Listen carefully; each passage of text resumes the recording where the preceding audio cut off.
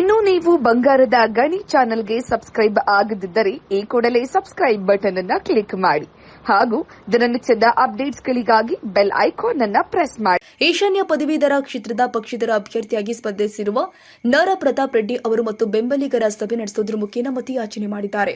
ಹರಪನಹಳ್ಳಿ ಪಟ್ಟಣದ ವಾಸವಿ ಕಲ್ಯಾಣ ಮಂಟಪದಲ್ಲಿ ಈಶಾನ್ಯ ಪದವೀಧರ ಕ್ಷೇತ್ರದಿಂದ ಪಕ್ಷೇತರ ಅಭ್ಯರ್ಥಿಯಾಗಿ ಸ್ಪರ್ಧಿಸಿದ ನಾರಾ ಪ್ರತಾಪ್ ರೆಡ್ಡಿ ಅವರು ಮಾತನಾಡಿ, ಕಳೆದ ಅವಧಿಯಲ್ಲಿ ನಾನು ಜೆಡಿಎಸ್ ಪಕ್ಷದಿಂದ ಅಭ್ಯರ್ಥಿಯಾಗಿ ಸ್ಪರ್ಧಿಸಿದ್ದು 2ನೇ ಪ್ರಾಶಸ್ತ್ಯದ ಮತಗಳಿಂದ ಮತ್ತು 3,500 ಮತಗಳು ತಿರಸ್ಕಾರವಾದ್ದರಿಂದ ಸೋತಿದ್ದೇನೆ. ಸೋತರೂ ಕೂಡ ಧೃತಿಗೆಡದೆ ಈಶಾನ್ಯ ಪದವೀಧರ ಕ್ಷೇತ್ರದ 7 ಜಿಲ್ಲೆಗಳಿಗೆ ಒಳಪಡುವ 42 ತಾಲೂಕುಗಳಿಗೆ ಭೇಟಿ ಕೊಟ್ಟು ಪದವೀಧರ ಮತದಾರರು ಮತ್ತು ಶಿಕ್ಷಕರ ಸಮಸ್ಯೆಗಳಿಗೆ ಸ್ಪಂದಿಸಿದ್ದೇನೆ. ಅವರ ಕಷ್ಟದಲ್ಲಿ ಭಾಗಿಯಾಗಿದ್ದೇನೆ ಮತ್ತು ನಿರಂತರ ಸಂಪರ್ಕದಲ್ಲಿದ್ದು 6 ವರ್ಷಗಳ ಕಾಲ ನಿಮ್ಮ ಜೊತೆ ನಿಂತಿದ್ದೇನೆ. ಕಾರಣಾಂತರಗಳಿಂದ ನನಗೆ ಕಾಂಗ್ರೆಸ್ ಪಕ್ಷದ ಟಿಕೆಟ್ ಕೈತಪ್ಪಿದ್ದು ಈ ಚುನಾವಣೆಯಲ್ಲಿ ಪಕ್ಷೇತರ ಅಭ್ಯರ್ಥಿಯಾಗಿ ಸ್ಪರ್ಧಿಸಿದ್ದೇನೆ. ನಿಮ್ಮ ಆಶೀರ್ವಾದದಿದ್ದರೆ ಈ ಚುನಾವಣೆಯಲ್ಲಿ ಗೆದ್ದು ಈ ಭಾಗದ ಪದವೀಧರ ಸಮಸ್ಯೆಗಳಿಗೆ ಪರಿಷತ್ನಲ್ಲಿ ನಿಮ್ಮ ಧ್ವನಿಯಾಗಿ ಕೆಲಸ ಮಾಡ್ತೀನಿ ಎಂದರು. ಈಶಾನ್ಯ ಕ್ಷೇತ್ರದಲ್ಲಿ ಕೇವಲ ಬೀದರ್ ಮತ್ತು ಗುಲ್ಬರ್ಗದ ಅಭ್ಯರ್ಥಿಗಳಿಗೆ ರಾಷ್ಟ್ರೀಯ ಪಕ್ಷಗಳು ಮಣೆ ಹಾಕುತ್ತಾ ಬಂದಿದ್ದಾರೆ. ಅಖಂಡ ಬಳ್ಳಾರಿ ಭಾಗದ ಅಭ್ಯರ್ಥಿಗಳಿಗೆ ಟಿಕೆಟ್ ನೀಡದೆ ವಂಚಿಸಿದ್ದಾರೆ. ಇನ್ನುಳಿದ 4 ಜಿಲ್ಲೆಗಳ ಮತದಾರರಿಗೆ ಯಾವುದೇ ಪ್ರಾಶಸ್ತ್ಯ ನೀಡದೆ ಅನುದಾನದಲ್ಲಿ ತಾರತಮ್ಯ ನೀಡಿ ಅನುಸರಿಸಿ ನಿರ್ಲಕ್ಷ್ಯ ವಹಿಸಿದ್ದಾರೆ. ಹೀಗಾಗಿ ಈ ಚುನಾವಣೆ ಅತಿ ಮಹತ್ತರವಾಗಿದ್ದು ಬಳ್ಳಾರಿ, ರಾಯಚೂರು, ಕೊಪ್ಪಳ, ಯಾದಗಿರಿ ಭಾಗದ ಮತದಾರರು ಎಚ್ಚೆತ್ತುಕೊಳ್ಳಬೇಕಾಗಿದೆ. ಅತಿ ಪ್ರಜ್ಞಾವಂತಿಕೆಯಿಂದ ಮತ ಚಲಾಯಿಸಬೇಕಾಗಿದೆ. 2 ಪಕ್ಷದ ಅಭ್ಯರ್ಥಿಗಳು ನನ್ನ ಬಗ್ಗೆ ಚಿಂತಿಸತೊಡಗಿದ್ದಾರೆ. ಹಾಗಾಗಿ ನನ್ನ ಮೇಲೆ ಇಲ್ಲ ಸಲ್ಲದ ಆರೋಪಗಳನ್ನು ಮಾಡಿ ಪಿತೂರಿ ನಡೆಸುತ್ತಿದ್ದಾರೆ. ಇದಕ್ಕೆಲ್ಲ ಕಾರಣ ಮತದಾರರು ನನ್ನ ಮೇಲೆ ಇಟ್ಟಿರುವ ಭರವಸೆ. 7 ಜಿಲ್ಲೆಯ ಗಡಿ ಭಾಗದಿಂದಲೂ ಕೂಡ ಮತದಾರರು ನನ್ನ ಮೇಲೆ ವಿಶ್ವಾಸ ಇಟ್ಟಿದ್ದಾರೆ. ನಾನು ಈ ಚುನಾವಣೆಯಲ್ಲಿ ಗೆಲ್ಲುವುದು ಶತಸಿದ್ಧ. ಇತರ ಪಕ್ಷದ ಅಭ್ಯರ್ಥಿಗಳಿಗೆ ಭಯ ಶುರುವಾಗಿದೆ ಎಂದರು. ಮುಂದಿನ ದಿನದಲ್ಲಿ ಈ ಭಾಗದ ತಾಲೂಕುಗಳಿಗೆ ನೀರಾವರಿಯ 2ನೇ ಹಂತದ ಯೋಜನೆಗಳನ್ನು ಜಾರಿಗೆ ತರುವ ಕನಸು ನನ್ನಲ್ಲಿ ಇದೆ. ಬರುವ ದಿನದಲ್ಲೂ ಕಷ್ಟಕರವಾಗಿದ್ದು ಭೀಕರ ಬರಗಾಲದ ಛಾಯೆಗಳು ಆವರಿಸುವ ದಿನಗಳು ಹತ್ತಿರದಲ್ಲೇ ಇದೆ. ಮುಂದಿನ ಪೀಳಿಗೆಗೆ ನೀರಾವರಿ ಯೋಜನೆಗಳು ತುಂಬಾ ಅವಶ್ಯಕವಾಗಿದ್ದು ಇವುಗಳನ್ನು ಸಾಕಾರಗೊಳಿಸುವ ನಿಟ್ಟಿನಲ್ಲಿ ಕೆಲಸ ಮಾಡುತ್ತೀನಿ ಎಂದರು. ಈ ಸಂದರ್ಭದಲ್ಲಿ ನಾರಾ ಪ್ರತಾಪ್ ರೆಡ್ಡಿ ಅವರಿಗೆ ಬೆಂಬಲವಾಗಿ ಜಿಲ್ಲಾ ಕಸಾಪ ಅಧ್ಯಕ್ಷ ರುದ್ರೇಶ್, ಹರಪನಹಳ್ಳಿ ವೀರಶೈವ ಪಂಚಮಸಾಲಿ ಮುಖಂಡ ಬೆಟ್ಟನಗೌಡ, ವಾಲ್ಮೀಕಿ ಸಮಾಜದ ಮಾಜಿ ಅಧ್ಯಕ್ಷರುಗಳ ಆದ ಪರಶುರಾಮಪ್ಪ, ಶಿರಹಟ್ಟಿ ದಂಡೆಪ್ಪ, ಕೆ ಉಚ್ಚಂಗೆಪ್ಪ, ಮುಖಂಡರು ಆದ ರಮೇಶ್, ಅಣ್ಣಪ್ಪ ರೆಡ್ಡಿ, ಅಭಿಮಾನಿಗಳು ಆದ ಕಣಿವೆಹಳ್ಳಿಯ ಮಂಜುನಾಥ್, ಪ್ರಸಾದ್ ವಕೀಲ, ತಳ್ವಾರ್ ನಾಗರಾಜ್, ಕಣಿವೆರಾಯ, ಅತಿಥಿ ಶಿಕ್ಷಕರ ಸಂಘದ ಕಾರ್ಯದರ್ಶಿ ನಂದೀಶ್, ಪದಾಧಿಕಾರಿಗಳು, ಅನೇಕ ಪದವೀಧರ ಮತದಾರರು ಭಾಗಿಯಾಗಿದ್ದರು.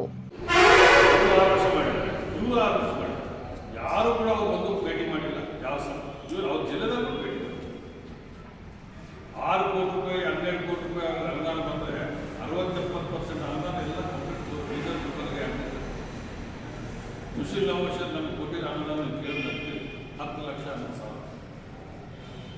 ರಾಯಚೂರು ಜಿಲ್ಲೆಗೆ 4,99,000. 8 ಕೋಟಿ ಅಂದರೆ ಗುಲ್ಬರ್ಗ 18 ಲಕ್ಷ ಇಲ್ಲಿ 8 ಕೋಟಿ.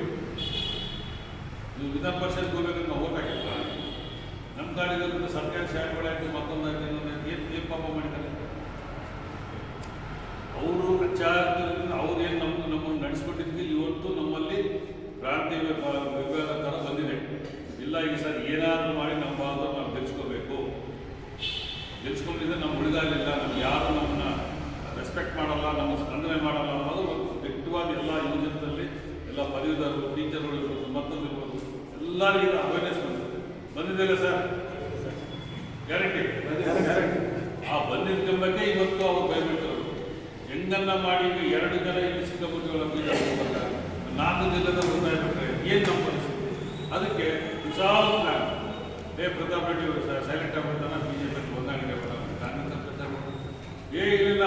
ಡೆಲ್ಲಿ ಹೈಕಮಾಂಡ್ ಅವ್ರು ಫೋನ್ ಮಾಡಿದ್ದಂತೆ ಪ್ರತಾಪ್ ರೆಡ್ಡಿ ಸೈಲೆಂಟ್ ಆಗೋ ಮುಂದೆ ನೋಡ್ಬೋದು ಅಂತ ಹೇಳಿ ಅಂತ ಇವ್ರು ಯಾವ ಹೈಕಮಾಂಡ್ ಇಲ್ಲ, ಯಾವ ಹೈಕಮಾಂಡು ತಲೆಬಾಗಲ್ಲ. ನನ್ನ ಹೈಕಮಾಂಡ್ ನೀವೇ ಮತದಾರ, ನನ್ನ ಹೈಕಮಾಂಡ್ ಅವ್ರು ಏನು ಆದೇಶ ಮಾಡಿ ಅವ್ರು ತಲೆಬಾಗಿಲ್ಲ. ನನಗೆ ಯಾವ ಪಕ್ಷದ ಹೈಕಮಾಂಡ್ ಬೇಕಂತ ಈಗ ನಿನ್ನೆ ಅವರು ಪಾಟೀಲ್ ಹೋಗಿ ಬೆಂಗಳೂರಾಗ KPC ಸರ್ ಪ್ರತಾಪ್ ರೆಡ್ಡಿ ಉಚ್ಚಾಟನೆ ಮಾಡಿ ಲೆಟ್ರ್ ಕೊಡಿಸಾರಂತೆ. ಆ ಉಚ್ಚಾಟನೆ ಮಾಡಿ ಲೆಟ್ರು ಬಳ್ಳಾರಿಯಲ್ಲಿ ಸಂಜೆ ಒಂದು ಪ್ರೆಸ್ ಮೀಟಲ್ಲಿ ಬಿಡುಗಡೆ ಮಾಡ್ತಾರಂದ್ರೆ, ಬಳ್ಳಾರಿಯಲ್ಲಿ ಕಾಂಗ್ರೆಸ್ಸಿಂದ ಪ್ರತಾಪ್ ರೆಡ್ಡಿ ಉಚ್ಚಾಟನೆ ಮಾಡಿ ಬಳ್ಳಾರಿಗೆ ನಿನ್ನೆ ಮುಂದೆ ಆಗ್ತಾರ ಪ್ರೆಸ್ ಮೀಟಲ್ಲಿ ಹೇಳ್ತಾರಂದ್ರೆ ಅವ್ರು ಒಳಗಿರೋಂಥ ಭಯ ಎಷ್ಟಿದೆ ಅಂತ ತೋರಿಸ್ತಾರೆ. ಉಚ್ಚಾಟನೆ ಮಾಡಬೇಕು. ನಾಮಿನೇಷನ್ ಹಾಕಿದಾಗ ವಿತರಣೆ ಆದ್ಮೇಲೆ ನಾಮಿನೇಷನ್ ಉಚ್ಚಾಟನೆ ಮಾಡಬೇಕಾಗಿತ್ತು. UCC ಆಗ್ತಾರದು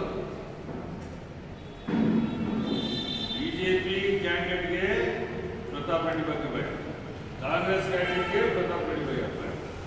ಆದರೆ ಬಿಜೆಪಿ ಕ್ಯಾಂಡಿಡೇಟ್ ಬಗ್ಗೆ ಕಾಂಗ್ರೆಸ್ ಬಗ್ಗೆ ಬಿಜೆಪಿ ಕ್ಯಾಂಡಿಡೇಟ್ ಭಯ. ಇಲ್ಲ ನಾನು ಪ್ರತಾಪ್ ರೆಡ್ಡಿ ಅಂತ ಫೈಟ್ ಮಾಡ್ತೇನೆ ಅಂತ ಹೋಗೋದಂತ, ಇಲ್ಲ ನನ್ನ ಇದು ಅಂದ್ರೆ ಇಬ್ರು ಹೋಗ್ತದೆ ಪ್ರತಾಪ್ ರೆಡ್ಡಿ ಮೇಲೆ ನಾವು ಫೈಟ್ ಮಾಡ್ತೇವೆ. ಅಷ್ಟು ಮಟ್ಟಿಗೆ ಮೊದಲೇ ಹಂತಕ್ಕೆ ನಾವು ಇದು ತಂದಿದ್ವಿ. ಇದಕ್ಕೆ ಕಾರಣಗಳೆಲ್ಲ ನೀವೇ. ಇದು ನನ್ನ ಶಕ್ತಿಯಲ್ಲಿ ಬಂದರು, ನಿಮ್ಮ ಶಕ್ತಿ, ನೀವು ಕೊಟ್ಟಿರೋ ಪ್ರೋತ್ಸಾಹ, ನೀವು ಕೊಟ್ಟಿರೋ ವಿಶ್ವಾಸ, ನೀವು ಕೊಟ್ಟಿರೋ ಧೈರ್ಯ ಚೈತನ್ಯದಿಂದ ಇವತ್ತು 7 ಜಿಲ್ಲೆಯಲ್ಲಿ ಕಂಪ್ನಿಲ್ಲ ನಮ್ಮ ಕಾರಲ್ಲಿ ಟ್ರಾವೆಲ್ ಮಾಡ್ತಾ ಇದ್ರೆ ಬೆಳಿಗ್ಗೆ 6:30 ಸ್ಟಾರ್ಟ್ ಆಗ್ತದೆ ನಮ್ಮ ಕಾರ್ ಫೋನ್ ಕಾರು. ರಾತ್ರಿ 11:30 12 ಗಂಟೆವರೆಗೆ ಹಳ್ಳಿರಂಥ ಒಂದು ಬೀದಲ್ಲಿರೋದು ಊರಲ್ಲಿರೋ ಒಂದು ಹಳ್ಳಿಗೆ ಫೋನ್ ಮಾಡ್ತಾರೆ. ಸರ್ ನಮ್ಮ ಇವರೆಲ್ಲ ನೋಡಿ ಸಾಕಾಗಿದೆ ಸರ್, ನಿಮಗೆ ಮಾತಾಡೋದು ನೀವೇನೇ ಸರ್ ಪ್ರತಾಪ್ ರೆಡ್ಡಿ ಮಾತಾಡೋದು ಹೌದು ನಾನೇ ಸರ್ ಸಂತೋಷ ಸರ್. ಅಟ್ಲೀಸ್ಟ್ ನೀವು ವಾಯ್ಸನ್ನೇ ಕೇಳಿದ್ರು, ಅವ್ರ ವಾಯ್ಸು ಕೇಳಿದ್ರು ಅವ್ರ ಮಗನನ್ನು ನೋಡಬೇಕು. ಅಷ್ಟು ಮಟ್ಟಿಗೆ ಜನ ನಮ್ಮನ್ನು ಕನೆಕ್ಟ್. ಅಷ್ಟು ಅಂದರೆ ನಮ್ಮ ಜನ ಎಷ್ಟು ಮುಗ್ದರು ಸರ್ ಅಂದರೆ ಒಂದು ಸ್ವಲ್ಪ ಗಂಡು ಸುಮ್ಮನೆ ಮಾತಾಡೋದು ಕೈ ಶೇಖರಣೆ ಕೊಟ್ಟವರು 6 ದಿನ ಕೈ ಬಂದಿದ್ದಾರೆ. ಅಷ್ಟು ಮಟ್ಟಿಗೆ ಅಲ್ಪ ಸ್ವಲ್ಪ ಈ ಶರಣರು 6 ವರ್ಷ ಮಗನ ತೋರಿಸೋದು. ಯಾಕಂದ್ರೆ ಅಡವೆಗೆ ಹೋಗಿ ಅದೇನೋ ಹುಟ್ಟು ಬೆಳೆದ ಮೇಲೆ ನಾವು ತಪಸ್ ಮಾಡಿದ್ರೆ ಕಾಣ್ತಾವೆ ಗೊತ್ತಿಲ್ಲ. ಆ ಮಟ್ಟದ ಆಗ್ಬಿಟ್ಟೆ ಅನುದಾನಗಳು ಬ್ರೋಕರ್ಗಳು ಮಾರ್ಕೆಟ್ಗಳನ್ನು ಟೀಚರ್ಗಳನ್ನು ಕಟ್ಟಿಕೊಂಡು ಹೇಳ್ತೇವೆ. ಇಂಥ ಒಂದು ದೌರ್ಬಲ್ಯ ಸ್ಥಿತಿಗೆ ನಾವು ಇವತ್ತು ನಿಲ್ಲಿಸಿದ್ವಿ. ದಯವಿಟ್ಟು ನಾನು ನಿಮ್ಗೆ ಪ್ರಾರ್ಥನೆ ಮಾಡಿದಷ್ಟೇ, ಚುನಾವಣೆ ಅತ್ಯಂತ ಭಾಳ ಯಶಸ್ವಿಯಾಗಿ ನಾವು ಧೈರ್ಯವಾಗಿ ಎದುರಿಸ್ತಾ ಇದ್ದೀವಿ. ಚುನಾವಣೆ ಮೊದಲು ಇಂಡಿಪೆಂಡೆಂಟ್ ಫೈಟ್ ಮಾಡಿದಾಗೆಲ್ಲ ನಮ್ಗೆ ಏನಾಗ ಇಂಡಿಪೆಂಡೆಂಟ್ 7 ಜಿಲ್ಲ ಏನು ಮಾಡ್ತೀವಿ ಹೆಂಗಾಗುತ್ತೆ ಅಂತ ಮೊದಲು JDS ಇದ್ದಾಗಿಂಗೆ ಅಂದರು. ಇವತ್ತು ಎಲ್ಲರಿಗೂ ನಮ್ಗೆ ಬಂದಿಲ್ಲ, ಅವ್ರು ಸಾಧಿಸ್ತಾರೆ. ಯಾಕಂದ್ರೆ ನೀವು ನನ್ನ ಹಿಂದೆ ಇದ್ದೀರಿ, ನನ್ನ ಜೊತೆಗಿದ್ದೀರಿ. ನನಗೆ ಗೊತ್ತು ನಮ್ಮ ಜಿಲ್ಲಾ ನಮ್ಮ ಬಾಲ್ಗಳು ಯಾವ ಥರ ಸ್ಪಂದನೆ ಮಾಡ್ತಾರೆ. ಇವತ್ತು ಎಲ್ಲೇ ಹೋಗಿ ಸರ್ ನಮ್ಮ ಜಿಲ್ಲೆ ಜಾತಿ ಕೇಳ್ತಾರೆ, ಮತ ಕೇಳ್ತಾರೆ, ಪಕ್ಷ ಕೇಳ್ತಾರೆ, ಪ್ರತಾಪಟ್ಟಿ ಕೊಡ್ತಾರೆ. ಅದು ಒಂದೇ ಹೋಗ್ಬೋದು, ಎಷ್ಟು ಮಂದಿ ಮಾತಾಡಿದ್ರೆ ಒಂದೇ. ಈ ಒಂದು ಏನು ಅವೇರ್ನೆಸ್ ಕೊಡಿದಲ್ಲ, ಇದು ನಿಜವಾಗ್ಲೂ ನಮ್ಮ ತೋರಿಸಲು ನಾನು ಎಷ್ಟು ಜನಗಳಿಗೆ ಕೂಡ ಇವ್ರು ತೋರಿಸೋದು. ಹೋದ ಸಾರಿ ಕೂಡ ನಾನು ಮತದಾನ ಮಾಡಿದಾಗ 60-70% ಒಂದು ತಾಲೂಕು ಪಂಚಾಯತ್ ನಂಬರ್ ಕೂಡ ಕೇಳಿಸಲಿಲ್ಲ. ಒಂದು MLA ಅಂತ ಕನಸಿನ ಮಾತು. ಅಂಥ ಟೈಮಲ್ಲಿ ಕೂಡ ಈ 2 ಜಿಲ್ಲೆಗಳು ನನಗೆ 60% ಮೇಲೆ ಹೋಗ್ತದೆ. ಈ ಸಾರಿ ಅದು 70-80 ಮೇಲೆ ಹೋದ್ರು ಕೂಡ ಆಸೆ ಇಲ್ಲ. ಅಷ್ಟು ಮಟ್ಟಿಗೆ ಹೆಚ್ಚಾಗಿ ಜನ ಇವತ್ತು ನಮ್ಮ ಜಿಲ್ಲೆಯಲ್ಲಿ ಏನೇ ಆದರೂ ದೃಢ ನಿಶ್ಚಯ ತಗೊಂಡಿದ್ದಾರೆ. ಹೌದಣ್ಣ? ಅನುಮಾನ ಇದ್ದಿದ್ದ ಮೇಲೆ ಆಯ್ತಾ? ಇದು ಸೌಂಡೇ ಬರೋದು. ಆ ಥರ ಇವತ್ತು ನಾವು ಎಲ್ಲ ಜನ ಜೊತೆಗೆ ವಿಶ್ವಾಸ ಮೂಡಿಸಿದ್ವಿ. ಎಲ್ಲ ಅವಕಾಶಗಳಿದ್ದಾರೆ.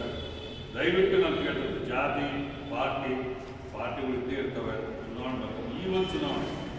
ಕೆಲವರು ನಮ್ಮ ಜಿಲ್ಲೆಯಲ್ಲಿ ಬಳ್ಳಾರಿ ಜಿಲ್ಲೆಯಲ್ಲಿ 3 ಮಂದಿ MLA ಹತ್ರ 2 ಪಕ್ಷದ ಸಾರ್ವತ್ರಿಕರು, BJP ಪಕ್ಷದ ಸಾರ್ವತ್ರಿಕರು, ಕಾಂಗ್ರೆಸ್ ಪಕ್ಷದ ಸಾರ್ವತ್ರಿಕರು, ಟೀಚರ್ಸ್ ಇದ್ದಾರೆ. 3 ಮಂದಿ 2 ಮಂದಿ ಇಬ್ಬರ ಮೇಲೆ ಸಾಕು ಕೈ ಮುಗಿತೀವಿ. ಈ ಎಲೆಕ್ಷನ್ ಅಂತ ನಡ್ಕೊಂಡು ಇದು ನಮ್ಮ ಎಲೆಕ್ಷನ್, ಇದು ನಮ್ಮ ಪದವೀಧರ ಎಲೆಕ್ಷನ್. ಯಾಕಂದ್ರೆ ನೀವು ಪದವೀಧರ ಬಗ್ಗೆ ಯೋಚನೆ ಮಾಡೋದು, ಟೀಚರ್ಗಳ ಬಗ್ಗೆ ಯೋಚನೆ ಮಾಡೋದು. ದಯವಿಟ್ಟು ನೀವು ಕೈ ಮುಗಿತೀವಿ ಸರ್, ಇದೊಂದು ಸರ್ ನಮ್ಗೆ ಎಲೆಕ್ಷನ್ ಮಾಡಬೇಕು. ನಿಮ್ಮ ಎಲೆಕ್ಷನ್ ಬಂದಾಗ ನಾವು ಯಾರ್ಯಾರು ಹಿಂಗೆ ಮಾಡ್ತೀವಿ, ಆಯ್ತು ನಿಮ್ಮ ಎಲೆಕ್ಷನ್ ಮಾಡ್ತೀವಿ. ಇದು ಇಲ್ಲಿ ಸ್ಟಾರ್ಟ್ ಆದಮೇಲೆ ರಾಜ್ಯದಲ್ಲಿ ಅಲ್ಲಿ ಕೂಡ ಅವ್ರೇನಾದ್ರು ಆಯ್ತಮ್ಮ ಎಲೆಕ್ಷನ್ ಬೇಕಾದ್ರೂ ಮಾಡ್ತೀವಿ. ಈ ಥರ ಜನರೇ ನಮ್ಮನ್ನ ಶಾಸಕರಿಗೆ ಹೋಗಿ ನೀವು ಸುಮ್ಮನೆ ಕೊಟ್ಟು ಸರ್ ನಮ್ಮ ಎಲೆಕ್ಷನ್ ಮಾಡ್ತೀವಿ ಅಂತ ಅವರು ಕನ್ವಿನ್ಸ್ ಮಾಡೋಷ್ಟು ಮಟ್ಟಿಗೆ ಇವ್ರು ಕಾನ್ಫಿಡೆಂಟ್ ಆಗಿದ್ದಾರೆ. ಅದೇನಂದ್ರೆ ಇಲ್ಲ ನಮ್ಮನ್ನು ಗೆಲ್ಸ್ಕೋಬೇಕು, ನಮ್ಮ ಸಮಸ್ಯೆ ಆಲಿಸೋದಿಲ್ಲ, ನಮ್ಮ ಸಮಸ್ಯೆ ಕೇಳೋದಿಲ್ಲ ಅನ್ನೋದು ಭಾಳ ದೊಡ್ಡ ಕೂಗಾಗಿದೆ. ಆ ಕೂಗನ್ನ ನಾನು ಅದನ್ನು ತಗೊಂಡೋಗಿ ವಿಧಾನ ಪರಿಷತ್ ಮುಟ್ಟಿಸ್ತೀನಿ ಅಂತ ಒಂದು ವಿಶ್ವಾಸ ಅವರನ್ನು ನಾನು ಮೂಡಿಸ್ತೀನಿ. ನನಗೆ ಸುಳ್ಳು ಮತ್ತೊಂದು ಹೇಳೋಕ್ಕೆ ನನಗೆ ಅವಶ್ಯಕತೆ ಬರಲ್ಲ. ಯಾವುದೇ ಕಾರಣಕ್ಕೂ ನಾನು 40 ವರ್ಷ ರಾಜಕೀಯ ಜೀವನದಲ್ಲಿ ಒಂದು ನ್ಯಾಯಾಭಾಷ ಚಿಕ್ಕಾಸಗಳನ್ನು ನಾನು ಮುಟ್ಟಿದವನಲ್ಲ. ನಾನು ಮುಟ್ಟಂಥ ಅವಕಾಶಗಳು ಭಗವಂತನ ಕಲ್ಪಿಸಿಲ್ಲ, ಬೇಕಾಗಿಲ್ಲ. ಅಂಥ ಒಂದು